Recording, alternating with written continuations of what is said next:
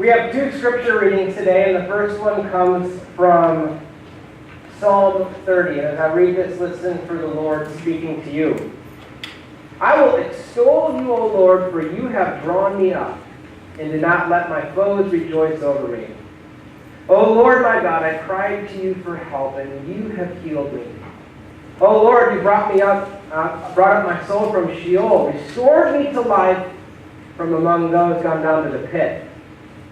Sing praises to the Lord, O you his faithful ones, and give thanks to his holy name. For his anger is but a moment, his favor is for a lifetime. Weeping may linger for the night, but joy comes with the morning. As for me, I said in my prosperity, I shall never be moved. By your favor, O Lord, you had established me as a strong mountain. Then you hid your face, and I was dismayed. To you, O Lord, I cried, and to the Lord I made supplication. What profit is there in my death if I go down to the pit? Will the dust praise you? Will it tell of your faithfulness? Hear, O Lord, and be gracious to me. O Lord, be my helper.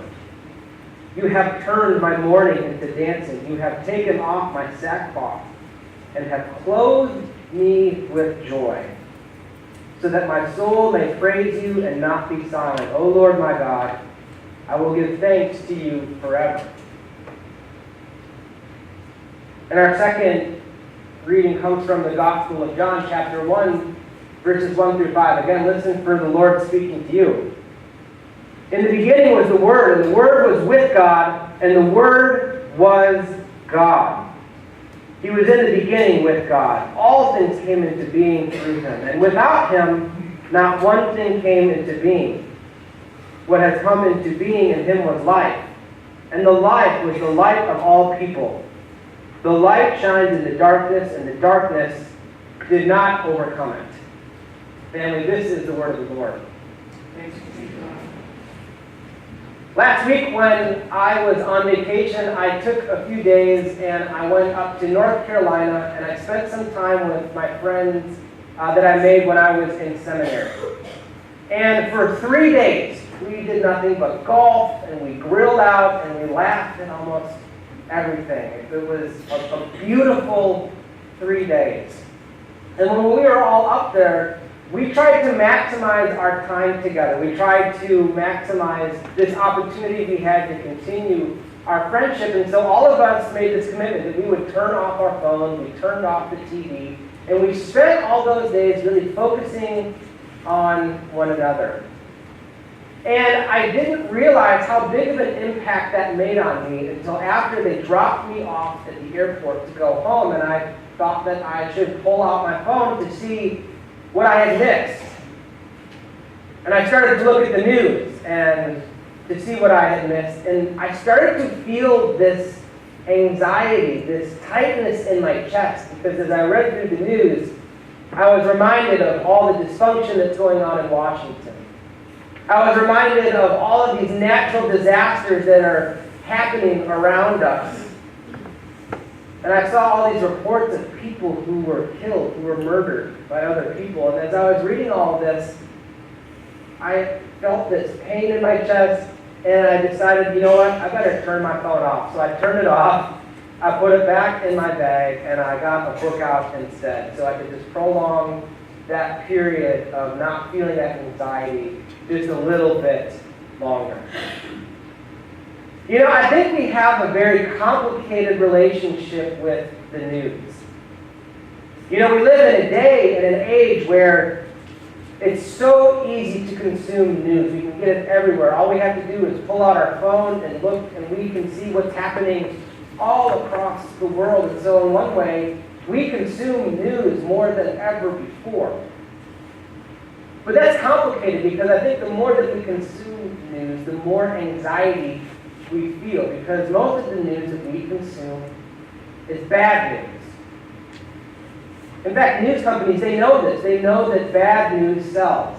It makes us want to come back and read more for some reason. So news companies will actually try to piece together what kind of news they put out in a way that makes us go back. And that can give us a lot of anxiety. And I think it's important that as we consume news, as we try to figure out what news to take in, it's important that we don't try to expect too much bad news. Because if we get to a place where we only expect bad news, we will forget that we are a people who live in the reality of the good news of Jesus Christ. When we talk about the gospel of Jesus Christ, or the Gospels, Matthew, Mark, Luke, and John, that comes from this Greek word that literally means good news.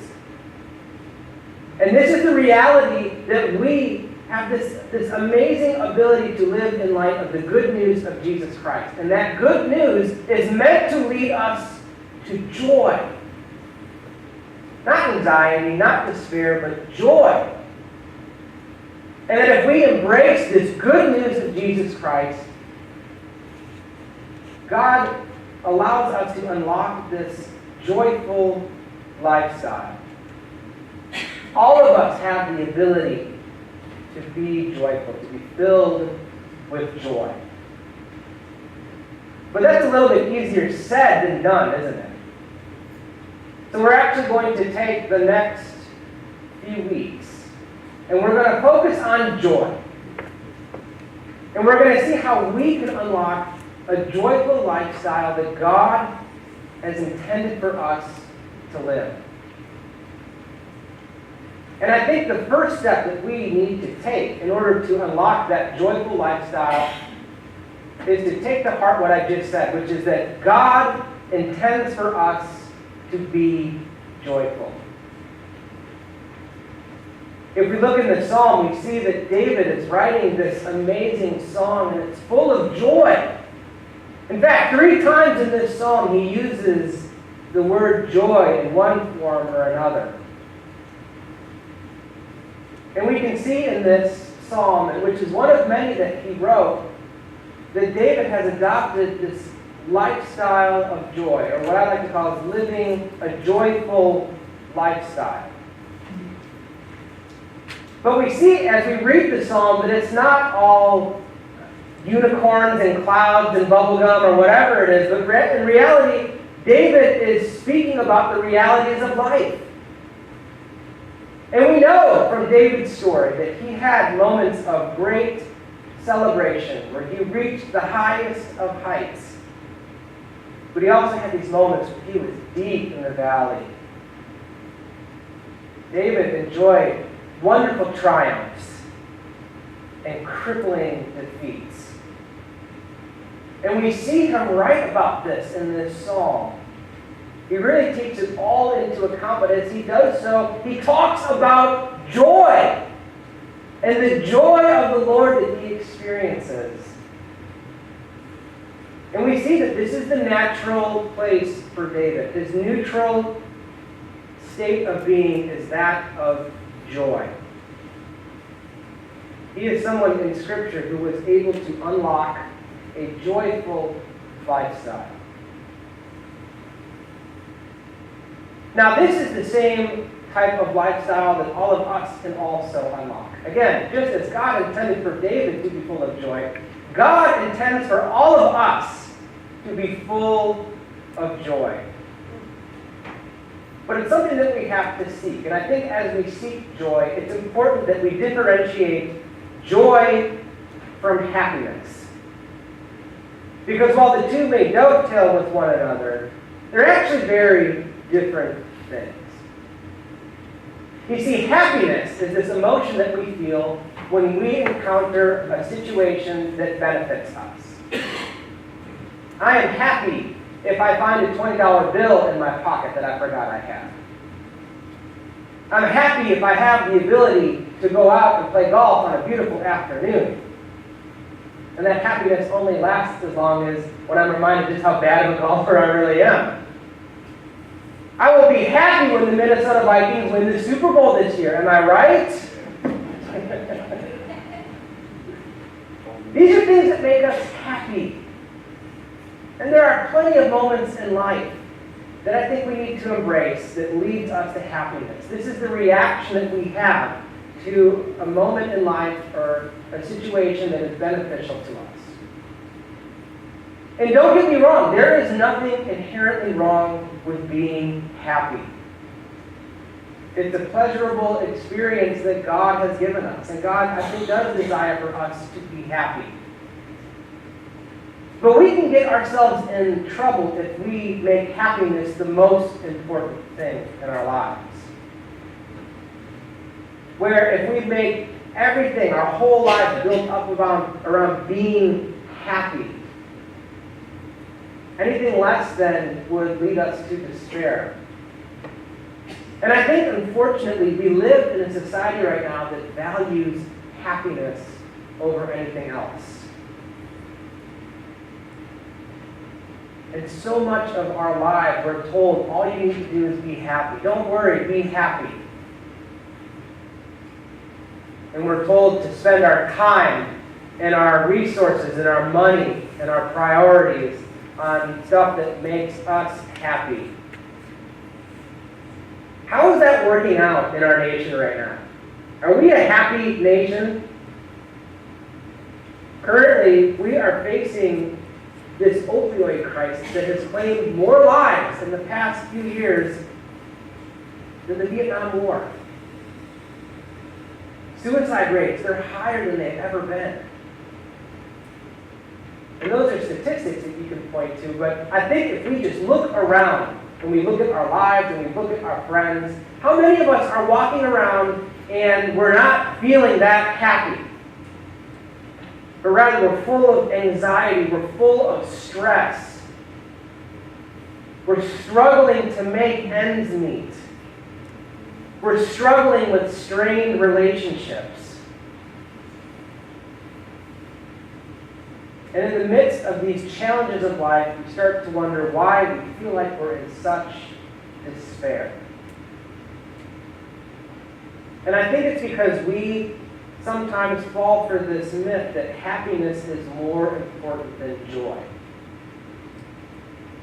And it's really important that as we look at this psalm, that we understand that David doesn't talk about happiness in this psalm, but rather he talks about joy. And joy is this something that comes from within. So happiness is a reaction to what's happening on the outside. But joy is something that is formed from within. Joy is the way that we choose to live, and it is the way that we choose to look at what is happening around us. It is the lens through which we see our lives play out. And like I said, David is this perfect example of embracing a joyful lifestyle, because we know that he had many times in his life where he was in the pit. He says it in here. I felt like I was down in Sheol. I felt like I was down in the pit. I turned away from you. I experienced what it was like to feel far away from you, Lord, and I was dismayed. But he says in the midst of all of this, he was full of joy.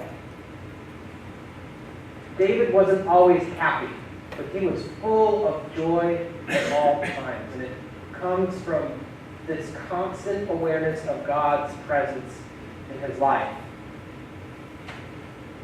I want to direct you to verse 11 in this passage.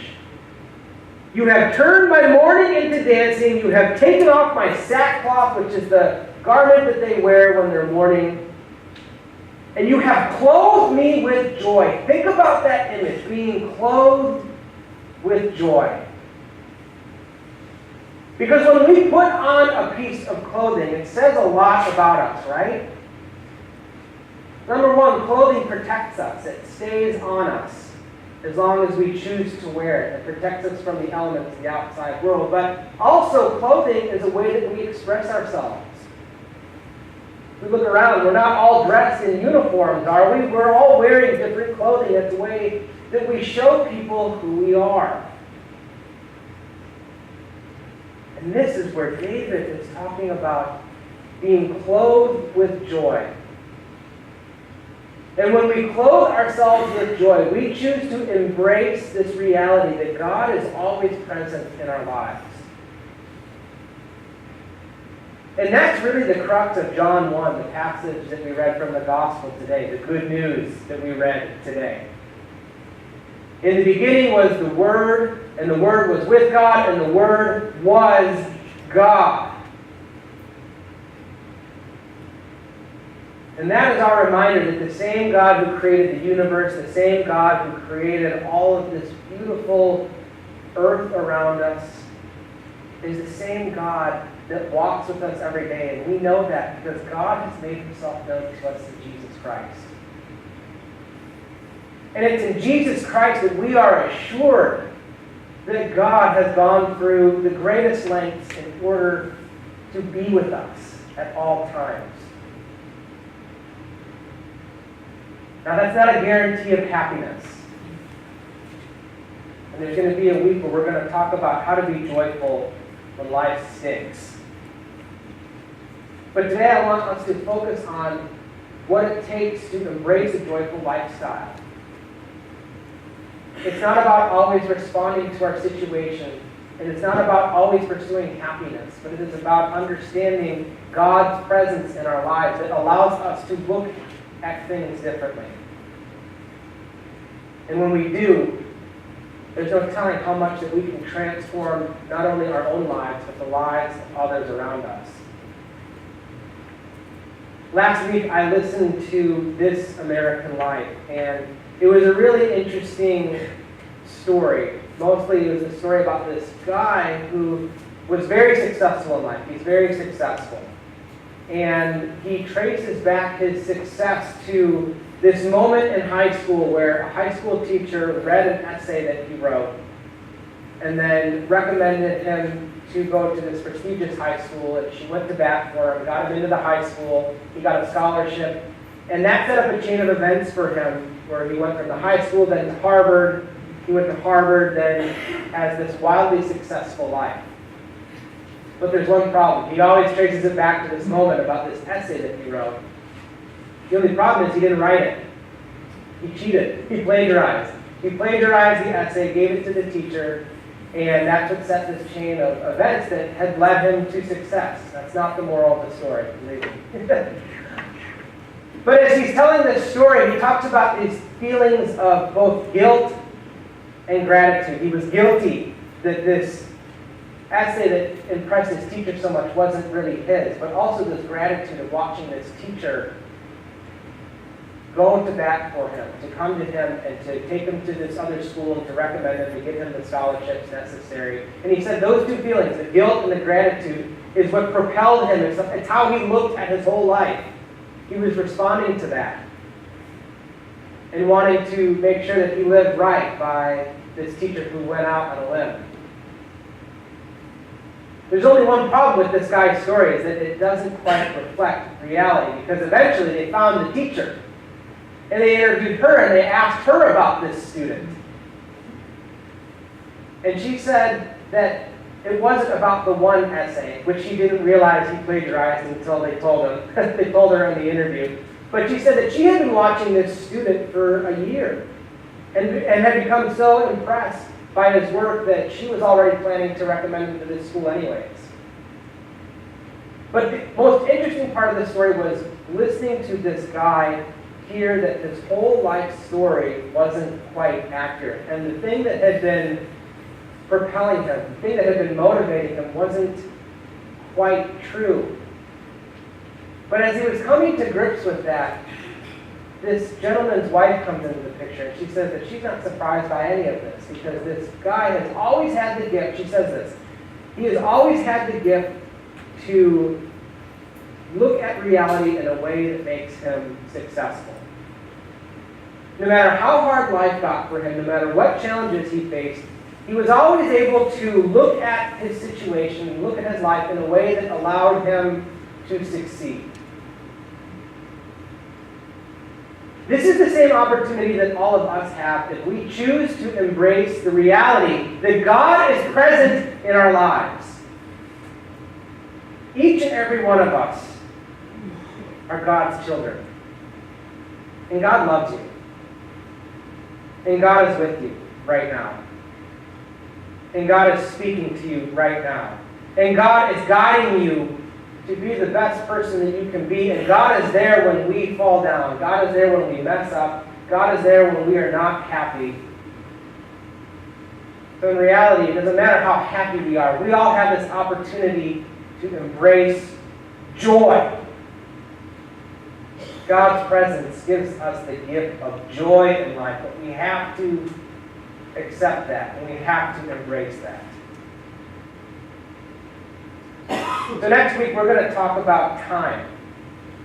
How time and joy relate to one another. But before that, I'd like for all of us to reflect this week on whether or not we are embracing a joyful lifestyle.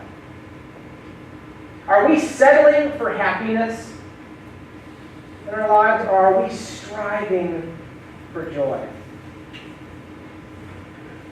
As we search within ourselves and as we seek the Lord, may the Lord meet all of us where we are and lead us to that path of joy, of great joy.